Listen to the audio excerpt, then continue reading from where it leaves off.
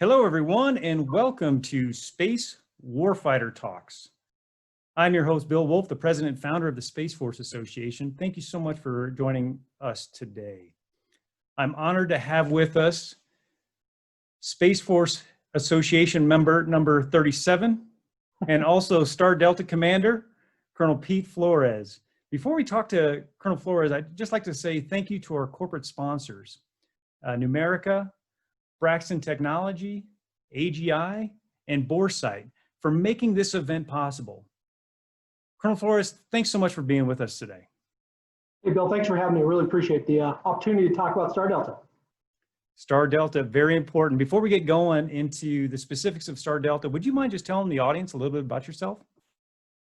No, not at all. You know, it's kind of funny because you and I have known each other so long. It's a little contrived, but hey, I'm Pete Flores. I'm a Southern Cal guy. Grew up in Los Angeles. Went to UCLA for college and ROTC. Been in the Air Force about 30 years now. It's getting up there. Most of my career in space operations. I did the first tour at ICBMs, and then went off into space after that, and I have done that ever since. Worked at the squadron, the group, the wing, the NAF, the MAGCOM, you know, all the things you'd expect in 30 years to do. I've been here at STARCOM for the last couple of months, since just before we stood up. And before that, I was at 14th Air Force, and then SPOC, and then CIFSIC. With that organization, never changed offices, but I changed jobs quite a few times, and I was the director of space and operations out there. So that's me in a nutshell. Great, thank you, sir. Appreciate that. For the audience members, we do have Q&A session open, so if you've got questions for Colonel Flores, don't hesitate to put them in there, and we'll try to get to them. We do have an hour scheduled for you today, Colonel Flores, and if we end soon, that's fine, but if folks have questions, would like to open that up for folks to ask those questions. All right, let's get into it. Star Delta Provisional is designed as a transition command between Air Force organizations tasked with space education, training, test, and evaluation, and what will be the Space Force's Space Training and Readiness Command, or STARCOM. You and your team have a challenging effort ahead of you. What are your priorities for managing the organizational transition? Yeah, we put a lot of thought into that as we started to spin up the command. Really, we've got four things that we're focused on right now that we put out on day one of the command, and we're trying to march to. And they're not things that should be surprising to any Air Force or Space Force professional, the types of things we're focused on. So number one is taking care of the people.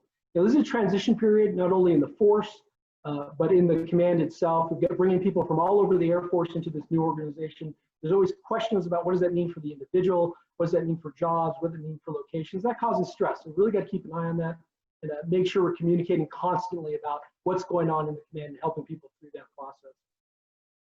With that, we also have to acknowledge that you know, we're still in the grips of this global pandemic, and that causes a lot of stress on a lot of people. People are working through that every day. It's tough on the organization in the sense that if you're like me, you've been in the Air Force, I've been learning for 30 years that leadership is a contact sport, and that tool is in a lot of ways been eliminated. So things like this, Zoom opportunities and teleconferences, we're trying to leverage those as best we can to stay connected with our folks.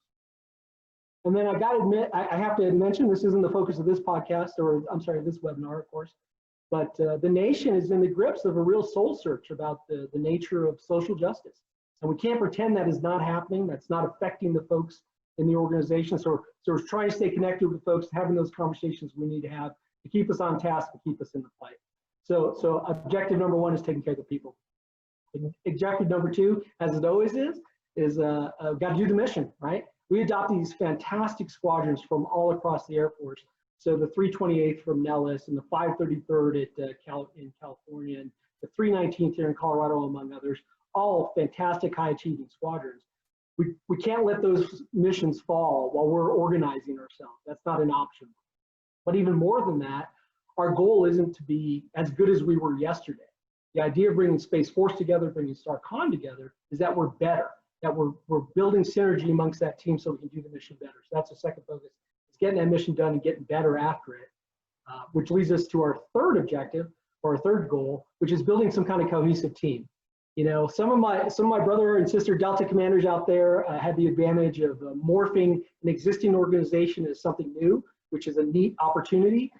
That's a different opportunity that we've been given in Star Delta. We're bringing together squadrons from all over the Air Force, some of which used to be in the old SIDC, the Space Innovation Development Center, and some of which had been in the Space Warfare Center before that. Some had not, and we're building a new thing. So that's exciting, but we're always looking for ways to team amongst our squadrons to get a better product. And the last thing we're focused on is setting the conditions for STARCOM. As you mentioned, Star Delta is inherently a transitional organization, a provisional organization.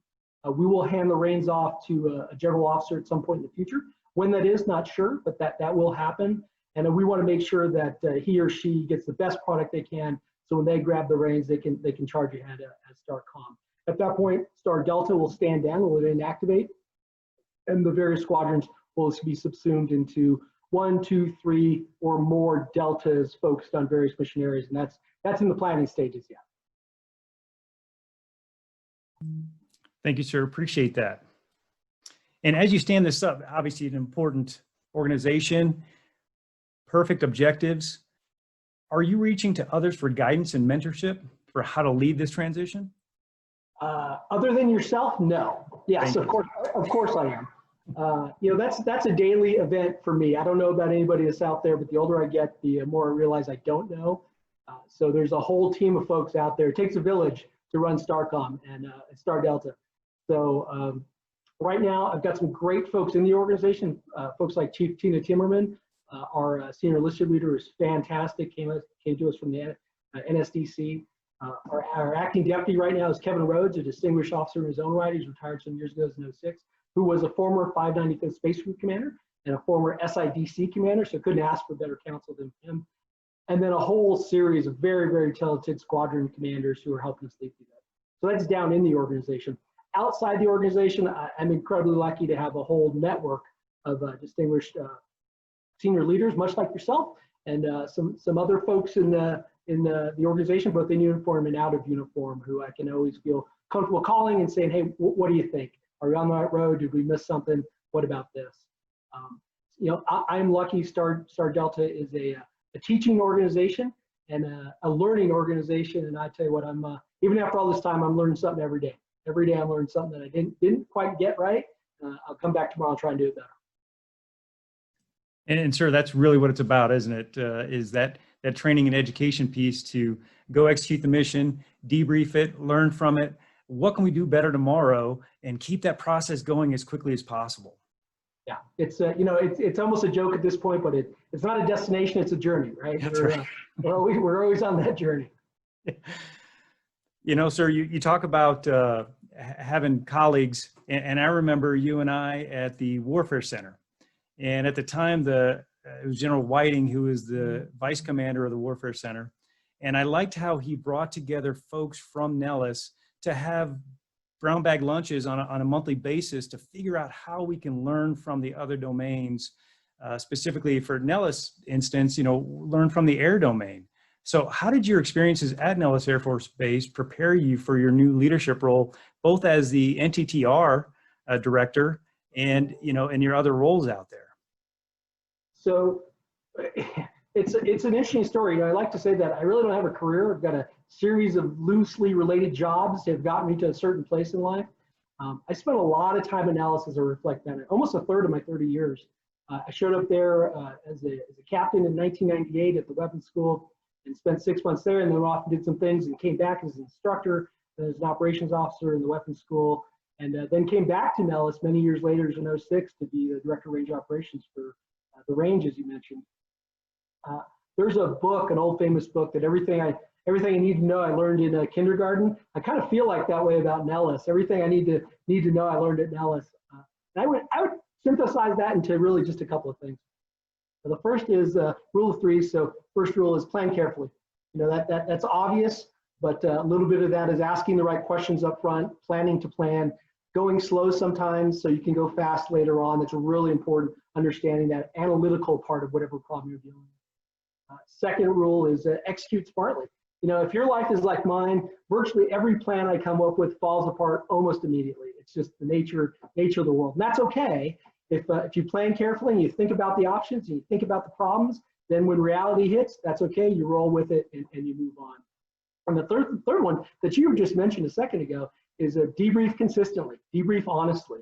Everything is worth a debrief. If you do it, it's worth talking about. It may not be a full up Nellis 3-hour beat down on the whiteboard, but a conversation about what went wrong, what went right, I should say, what went wrong, and what are we going to do next time. That's pretty basic. I think you can apply that in most every situation. And I really feel like my time at Nellis helped instill those three things in my mind: that planning, executing smartly, and then debrief it after. So my experience at Nellis has been very formative in my life. Now, let me say something about Nellis. I'm not going to be too Pollyannish about Nellis. Nellis has its own challenges. It's a tough environment. Some great things about Nellis that I love, that I want us to replicate in the Space Force. And there's some things I did love at Nellis that I think we can learn from, that were maybe appropriate for that environment, maybe not appropriate for our environment, that we can do a little different, a little better that's specific for us. That's a great point. I was talking to a senior leader in the Space Force not too long ago, and they were saying that some of the limitations are we don't have the same environment going into the development of the Space Force that the Air Force had when it stood up, in that you can't go get all this geographic mass and create this huge infrastructure for a range and then create a bunch of threats on that range that you send air crew to go fly against, because we just don't have the resources right now to develop that infrastructure. So that being said, you mentioned the Space Test and Training Range is heading your way. What is the future infrastructure look like for that advanced training? I know that's a tough one, but we got to get after it. That is a tough one, but that is core to what we're doing, is trying to define and then resource and use that operational test and training infrastructure that the Space Force needs. So we're lucky that the 25th Space Range Squadron has come to us in Star Delta, and excited about that. We're working on on-orbit ranges and how would we create that capability to be able to use that. Because as you know, certainly the 25th is traditionally an EW range, electronic warfare range. It's not an all-purpose range.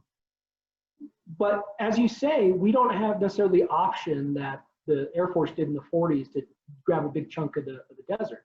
So we're going to have to be smarter than that. We're going to have to really think about what is appropriate in the live, in the virtual, in the constructive environment. What's the right mix of that? So from the training audience or the testing audience, it's a seamless representation of the environment. So when you sit down at that console, as space operators, we interact with our environment through a console. That's how we do it. That for you, it's immaterial, whether it's live or it's Memorex, it does what it's supposed to do. I just got to mention in there is that really depends on just sterling modeling and simulation. Right? We really have to get that together to make sure that the representation is accurate, so that when someone jumps on console and they see something, we're teaching them the right lessons. So I think we're making progress there, but there's no doubt this is a big ticket item, and it's a struggle to make sure we focus enough on this. But that's why Star Delta and STARCOM exist, or will exist, I should say. Yes, sir, and thank you for that. You mentioned the 25th Space Range Squadron, obviously an important organization. I remember when I was a space aggressor back in the day, the only thing we could talk about was our terrestrially based SATCOM jammers and GPS jammers. And that's really all we could say. Now we're talking about, today we're talking about on-orbit threats. Are the aggressors, the 527th and 26th aggressors, going to create that training environment for people going through that advanced training? That's the goal. So similar to the 25th, this is clearly a growth area for us. We have to be able to, as the aggressors like to say, we need to know, teach, and replicate that threat. Right? That's what we're all about in the aggressor world. And that obviously includes the on-orbit environment that, again, was one of the entering arguments for why do we need a Space Force, is because this contested, degraded, operationally limited environment is going to exist. We're going to have to figure out how to fight through it. And the Air Force has certainly demonstrated that one of the key ways of doing that is by having a robust aggressor force. There's no doubt that in the Space Force, there's room to grow here. We've been pretty limited in the aggressor world and for the range world as well. So we're going to have to grow those capabilities.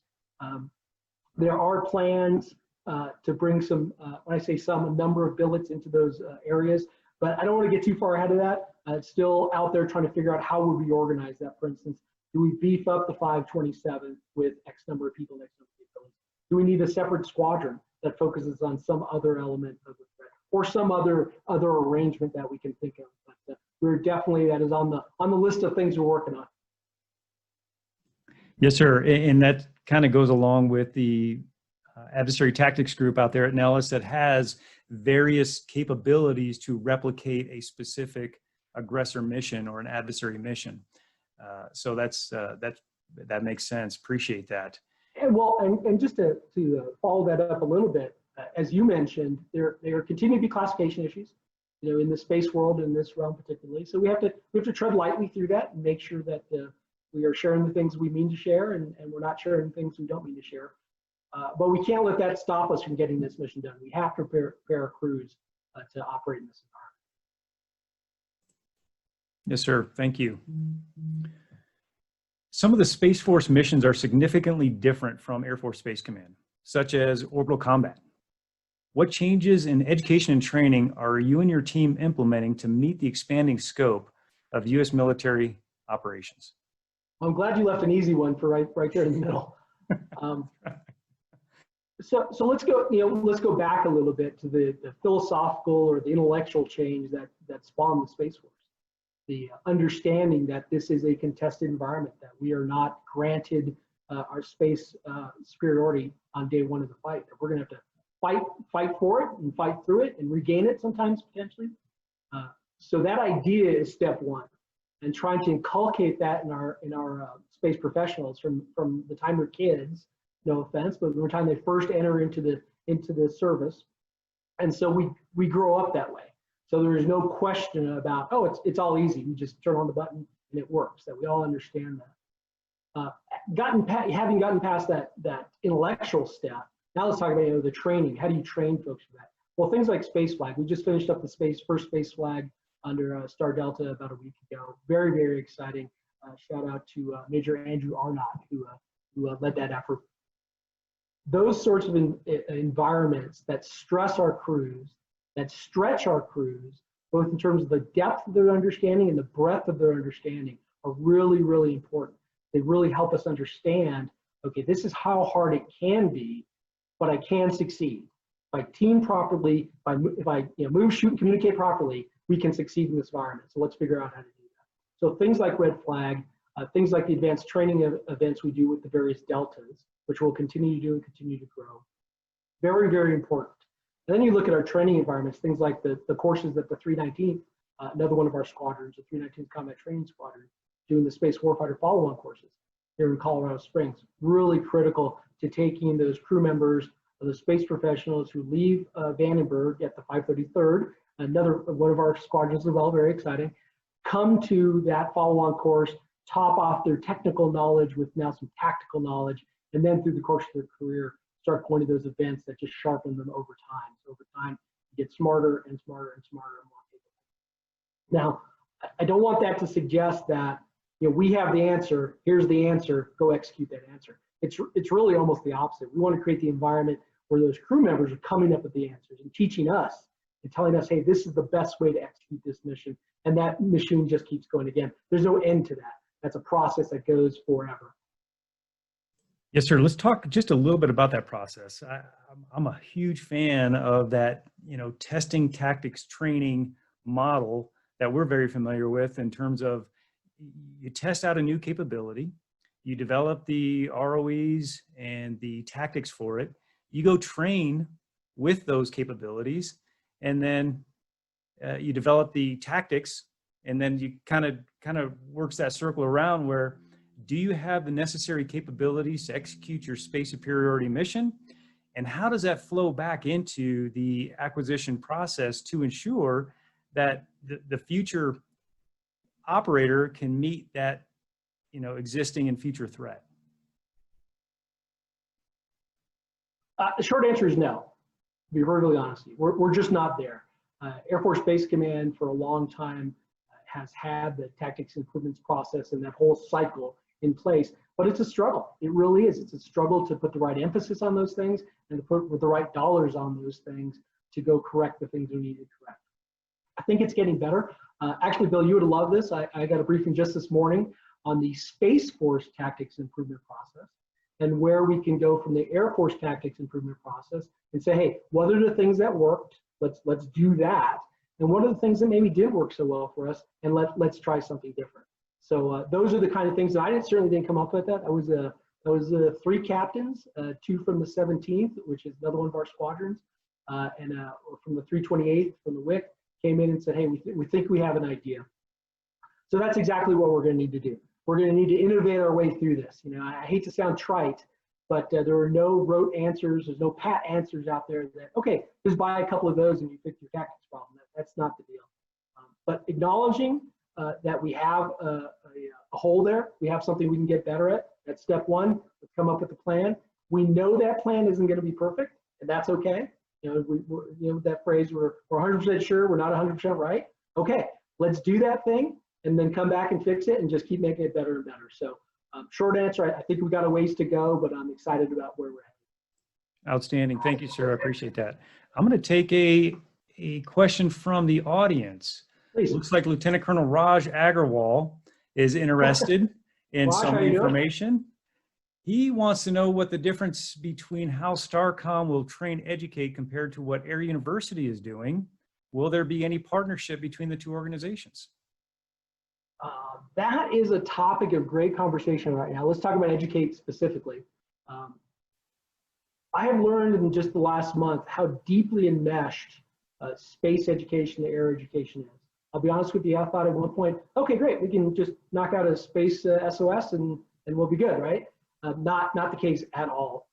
The entities are very well connected, in whether it's the LeMay Center or the Eaker Center or the Barnes Center, all of those things are very closely connected. So we're going to have to work very carefully to look at when is there a point to disaggregate that, and to what level does that need to be disaggregated? Or conversely, do we need to make those bonds even tighter? Do we need to find ways to make this a air and space, or the way I say it, a space and air entity? You know, is that something we need to do? So right now, for the foreseeable future, we will continue to be a full partner in the Air Force education process and the Air Force education entities, and we'll look at what is the right way to do that down the road as we learn more about this. There's a lot of change going on around that, and we think that one's working pretty well. So it's probably not time to change it right now, but we do have to look towards the future and say, is there a time when we're going to look at a different construct? So that's on the education side. On the training side, you know, Space Force, Air Force Space Command before and Space Force now has had a robust training program in the past that was independent often of what the Air Force was doing. We'll continue those things. So things like UST out at Vandenberg, which is getting ready to transfer from AETC over to Star Delta. So that should be here in the next few days to weeks. And then the combat training squadrons here in Colorado Springs, which were Air Force Space Command and ACC, which have now transferred over. We look to robust our Space Flag Squadron, turn that into a full combat training squadron, similar to the 414th, which is in Ellis, which runs as Red Flag. A little different model for us, but a similar idea. And then you have the other training things, advanced training elements like the WIC, for Weapons Instructor Force, which has transitioned to Star Delta, but is a full partner with the Warfare Center of the 57th Wing, integrated into that courseware. Could we look out into the crystal ball someday and say, is there a different construct? Sure. We're not there yet. We'll keep looking at that, and then we'll see. Raj, I'm not sure if that answered all your questions. I'm sure Raj will follow up if you didn't. Okay. I got another one from Kristen Hussey. I think I'm saying that right.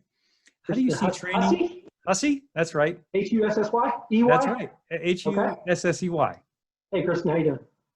She's asking, how do you see training and education progressing regarding the integration of our allies, UK, Canada, Australia, New Zealand, others?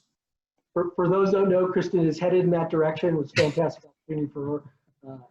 We're losing her from the 319. So Kristen, thanks for the question. Yeah, that's critical. I just came from CIFSIC. I spent the last couple of years before coming here at CIFSIC. And it is clear that we're not going to fight alone, right, in space as well as anywhere else. So we have to figure that out. Already at the NNSI, led by Colonel Max Lance, for those of you who know him, NNSI is also part of Star Delta. So if I keep saying that, it's true. Star Delta is pretty big. We got a lot of stuff going on. So NNSI came over. They already have some courses that are open to international officers. And I think we're going to keep looking for those opportunities. We're also looking for opportunities with U.S. Space Command on how we can help them get their crew force up, which includes, of course, international partners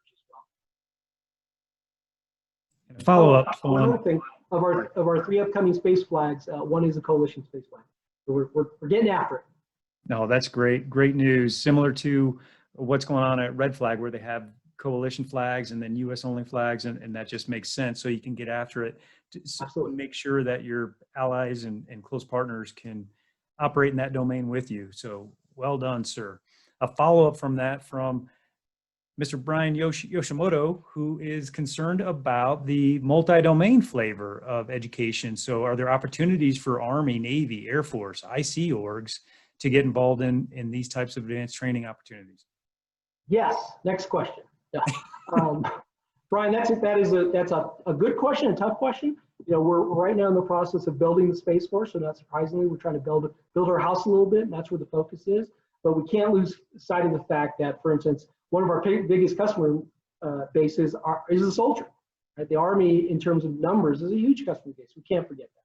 There's ongoing dialogue at the national level about what forces from the other services might, at some point, transfer into the Space Force. So that brings another element into it. But while that is going on, those decisions will be made. We're absolutely continuing our training of the Joint Force through the courses we provide. I think that that demand signal is going to go up.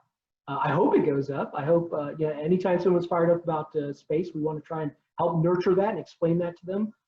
But then we'll have to balance. You know, that becomes a resource conversation about if you need 100 soldiers trained, we want to train them. How do we do it? But you're absolutely right to be thinking about that, and we are thinking. And then a follow-up for, the advanced training, but what about ASOPs in Space 100, 200, 300? Is there going to be an opportunity to open that aperture up as well? Yeah, it's interesting you asked that. One of the first things, actually, it was a couple days before I took command, that I got a question on, and this was from General Shaw. For those of you who know General Shaw, he asked a great many probing questions. He asked me, what are we going to do to get everybody's game up? So the space professional, how do we increase the fidelity of UST? For the non-core, but the common AFSCs, things like cyber and intel, who are critical to the mission, how do we get their space awareness up? And then for the defender on the gate, for the culinary professional at the DFAC, for everybody serving on a space base, how do we help them understand the critical part they play in this mission? So these are different levels of things. And then of course there's training for consumers of space, who are not necessarily in command, but are key consumers or partners in some way.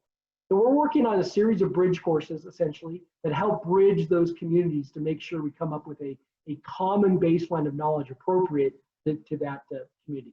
So for some folks, that might be, I just making this term up, Space 50, a 5-hour CBT that you can review at your leisure, and then you're expected to get that done within a couple of months of arrival on base. And that's all the way up through how do we make UST more rigorous? How does every space operator walk off Vandenberg, whether enlisted or officer, with a deep understanding of their domain, and then they go learn how to fight the fight? These are all the things that we've been tasked to go look at and try and make better, and we will. Yes, sir. And as you say, I think space professionals understanding the technical depth and breadth of the system that the operator is going to do nothing except advance the industry baseline for the capabilities that we know we need to achieve space superiority. Yeah, you're absolutely right. There's no downside to having smarter people. Well, I may modify that a little bit, but in general, the more capable the crew force, the better off we're at. And you actually make a really good point about our civil and commercial partnerships. This space thing, obviously I'm a DoD guy, I'm a Space Force guy, but this is larger than what the DoD does. So as we continue to build this community of interest that includes all of those folks, coming to a common baseline of knowledge, in my mind, is nothing but good. Yes, sir. Thank you. Let's see. There's a lot going on in the Air Force, and that space enterprise that they've kind of owned for a long time. And now you expect to what aspects of that are you going to transition from, or would you like to transition from the Air Force over to the Space Force? And what are the major necessities that you see that need to transition over to the Space Force?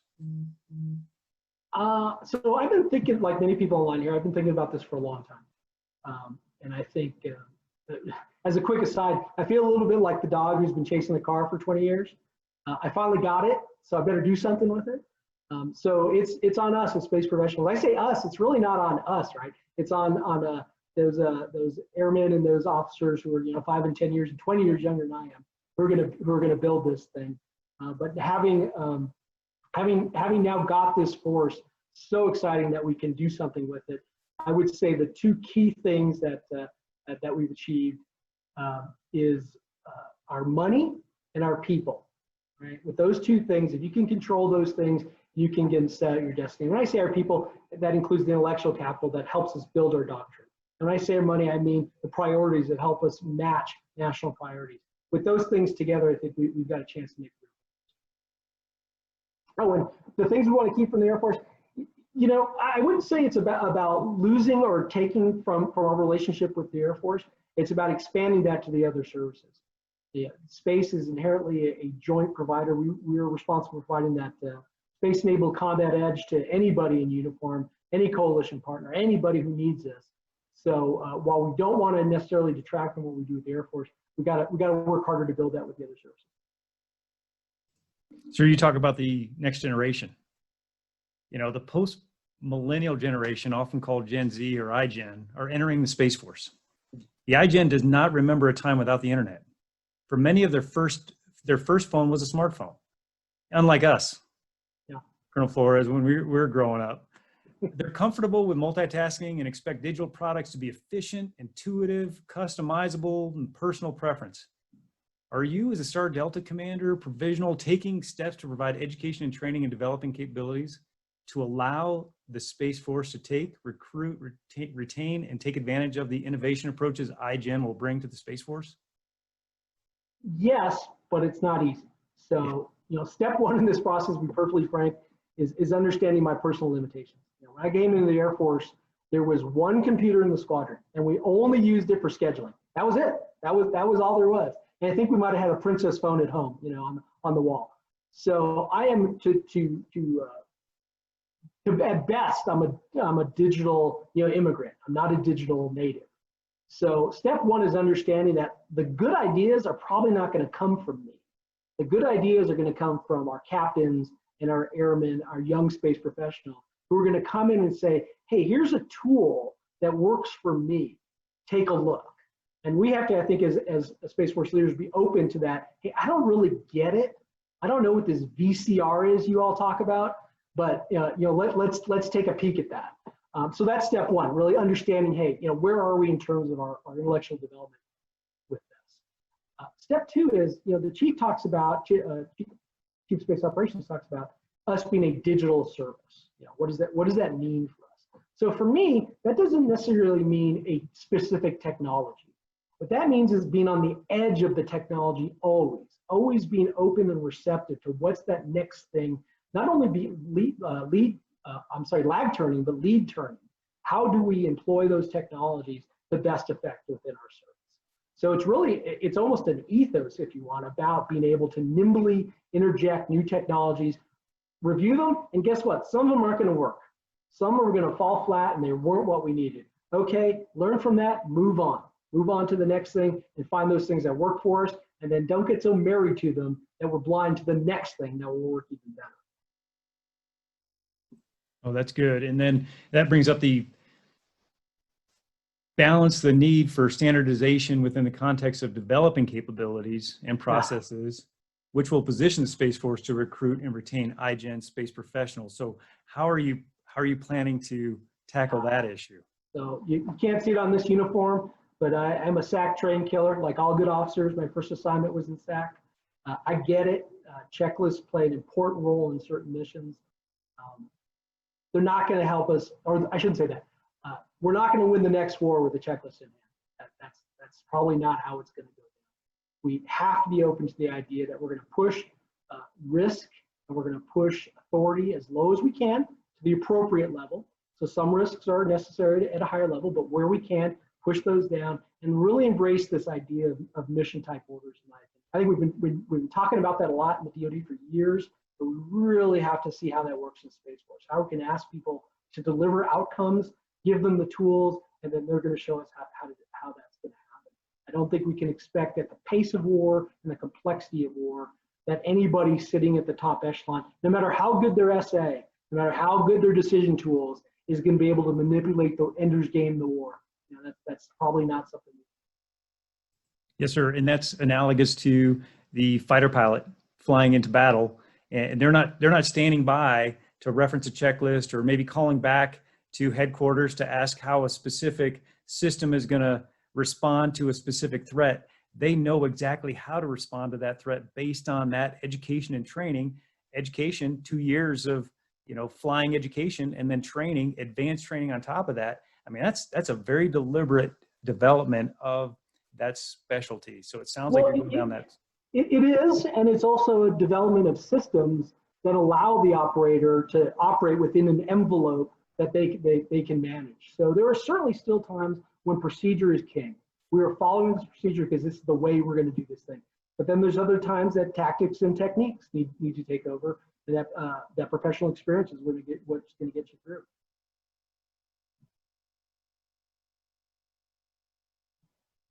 Okay, sir, I got a question from one Amber Melody Dawson. I don't know if you know her or not. I'm sure you do. And she says, hello, Colonel Flores. Will STARCOM have a role in theory, doctrine, concept development? We're at a transitional point, taking on additional missions that require a whole new mindset and new education with a strategic and operational mindset. What is the best way for us to approach this in a new service? So first of all, I sure hope so. I think if STARCOM isn't leading the intellectual fight within Space Force, then we probably made a mistake somewhere. Probably didn't organize the force just right. Doctrine is a very interesting topic. We just got our capstone, our document published not too long ago, which is great. Got to understand, within our context, doctrine is often the compendium of knowledge, and in this case, at least, it's visionary as well. So it's not strictly looking back; it's looking forward, which is really important. Right now, doctrine is a little bit of flux. Star Delta, we didn't pick up a lot of doctrine work just yet. There isn't a doctrine unit we could have gotten, not a lot of doctrine people to get. So that's something that's continuing to develop. But by the time STARCOM rolls around, I think you will see STARCOM is responsible for doctrine development for the service. And the questions you're asking are exactly the questions that need to be asked. What does doctrine look like for a new era? It cannot simply be a list of the Napoleonic staff and how you turn a tit bit. It's more than that. It's more complicated than that. Not that those things aren't important, but we need to look at it slightly differently. And again, similar to what I said earlier, it's not so much about the doctrine itself, but the way you approach it, the ability to rapidly assess what's going on, adjust as necessary, and keep learning every step of the way. And a follow-up, and I apologize, I said, I called Amber Melody, it's actually Roxy. So Roxy has a follow-up question. Can you speak to ongoing or planned exchange programs with other career fields? For example, a 13S with RPA exchange or a 13S with NASA exchange. I love the idea, but I'll be perfectly honest with you, I can't. I think that is an awesome idea. I think we're, again, as a learning organization, it's tough to see yourself. Someone from outside sometimes needs to come in and say, hey, this is what's going on. That's why a lot of times you come into a new unit, the new guy or the new gal is the person that says, why are you doing this? Well, we've always done that. Someone has to come out and show you that problem. So I hope we have opportunities for that. My sense is right now, we're in the consolidation phase of the Space Force though, and that's where our focus is. Thank you, sir. I got another one from Art Luero. Many in uniform, regardless of service, associate themselves to their particular military culture from where they were first educated. How is Star Delta going to help build the U.S. Space Force culture? So it's funny you should mention that. I was on the phone with some folks from one of our FFRDCs yesterday for about an hour talking about culture. Culture is a hot topic, and I'm so glad it is. There's some things you got to talk about when we talk about culture, though. First, what is culture? What do we think culture is? We toss the word around. We don't necessarily focus in on what are we really trying to talk about. Once we figure out what are the elements of culture and what are the important elements of culture. I'll give you, for instance, A lot of times we focus, including myself, on uniform. You know, what's the patches, what's the color. It's fun, it's exciting thing to talk about. People are fired up about it. That is awesome. In my opinion, the foundational elements of culture, those unspoken truths, are the things that are more important. They're the things that shape what you think, what right looks like for you in a given service. And that's something we're going to build over time. That's not something you can jot down and hand out and say, okay, great, you got your culture. We're going to build that over time. That's exciting to see all the steps, the publications that come out. The trinkets aren't metric, it's the artifacts. The artifacts like uniforms, those things are important. They build, they fire people, that's good. But it's going to take some time for this to settle into what is our worldview out there. There's some great books on this out there if you're interested in this kind of stuff, organizational culture. And I think it's TBD what the Space Force culture will look like. Got another question from Chris Babcock, who talks about AFSCs. And we've been talking a lot about the assumption that space operators going through this specific advanced training and education process, realizing that Space Force is standing up cyberspace professionals, intelligence professionals. So how is that education and training going to provide the necessary support to get those folks involved in the Space Force? Thanks, Chris. I mentioned earlier that General Shaw and others had asked me to take a look at that very topic of how do we bring folks who don't necessarily get the opportunity to go to UST and give them foundational basis of this. And talked a little bit about that, but even beyond that, things like the Space Warfighter Follow-On course, we're now pursuing looking for opportunities to make that not just the space operators, but that whole team that comprises that crew, that fighting crew. So your cyber operators, your intel professionals, your space professionals, and bring them all up together. So this is really not about raising the level of the space operator fight. It's about raising the level of the space fight and everybody who contributes to that. Cyber is really a complicated one because this isn't so much a how should Space Force train cyber. It's the whole Air Force, whole DOD is trying to decide how does it raise its cyber game, and that's obviously a complicated thing. We're part of that conversation. But the fundamental answer is I agree with your premise that we are all in this thing together. It is not just the 13S's and 1 Charlie 6s that provide this combat capability. So we're getting after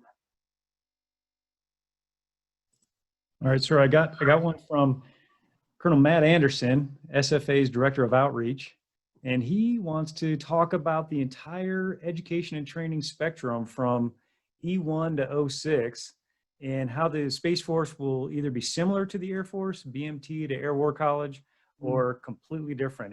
Has there been thought towards that? You know, there has. I don't want to get too far ahead of this because I don't think any decisions have been made.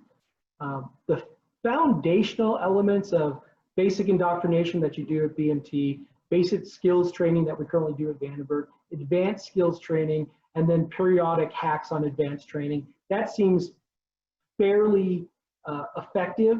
I will say though, I just heard a very interesting idea just a couple of nights ago from Max Lance I mentioned, that maybe we need to think about this as a more of a continuum of learning, that every year, every operator, every professional is expected to raise their game a little bit. Kind of like, I mean, maybe it's a bad example, but the way CPAs do, you know, you just don't stop. You just don't become a CPA and now you're done.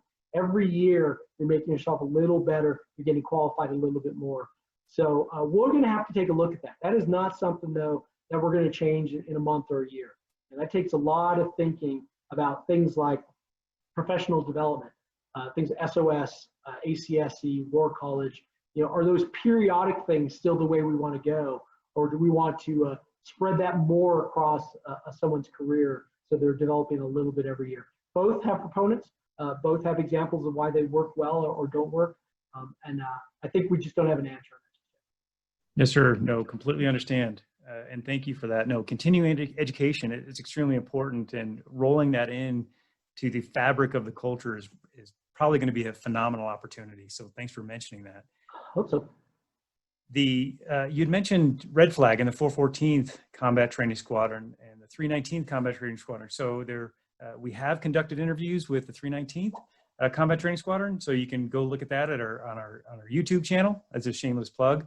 And then we have conducted interviews with prior 414 Combat Training Squadron commander as well, and some interesting dialogue that took place there. So there's a podcast on SFA, ussfa.org, and we have a link to our YouTube videos there as well.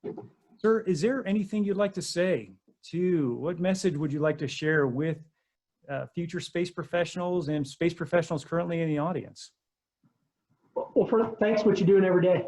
You know, this space is hard. I just came from a meeting where the final topic we all shared and agreed, space is hard. This is not an easy thing. Creating a service is not an easy thing. Keeping your eye on the ball is not an easy thing during times of transition. So for those space professionals, those intel professionals, those cyber professionals out there, all the folks who are supporting the mission, whether it's officers, enlisted, contractor, civilian, you know, just thank you for what you do, and we need you. You know, I'm not going to figure this out. We need a whole team to figure this out. So all those good ideas out there, and I ask you from a Star Delta perspective and for a STARCOM perspective, be a demanding customer. If you're not getting what you need out of your testing and training infrastructure, tell us about it. Help us understand how to make that better, and then we'll go and try to make that happen. You know, we'll have to go back and we'll have to, you know, we may have to tinker here and tinker there and spend some money here, spend some money there, but we need to hear that. We need that. Please don't get yourself into that position of being a professional problem pointer outer, where you feel like your job is to tell everybody how terrible things are. You know, light us a candle. Tell us how we can make it a little better. Maybe it's not the full answer, but I think you can help us with that. We'll do everything we can to build this thing. Sir, I really like how General Hyten coined the phrase, and it probably wasn't him who initially coined it, but I love how he used it all the time, which was, we got to fail fast, learn from our mistakes, and then move on. Move on. That's right. And change our education, change our training so that we are the world's dominant Space Force. Well, I tell you what, all of us, you know, as individuals, as organizations, we're going to stumble, right? That's the human condition. If you're going to spend a lot of time worrying about that, that's going to be a problem. But the measure of the organization is, okay, we're going to fall forward, and then we're going to get up and we'll keep moving, and we'll fall forward and we'll get up and we'll keep moving. And that's just the nature of the beast. So a bunch of little falls is okay, so we can avoid the big fall when it really matters. Yes, sir. Sir, I just thank you so much for your time today. I really do appreciate it. I know how busy you are standing up the new command. And so I appreciate your time and talking to the audience about what STARCOM and Star Delta is all about. My pleasure. Hey, one last item. The VML period's coming up. So if you're looking for a job,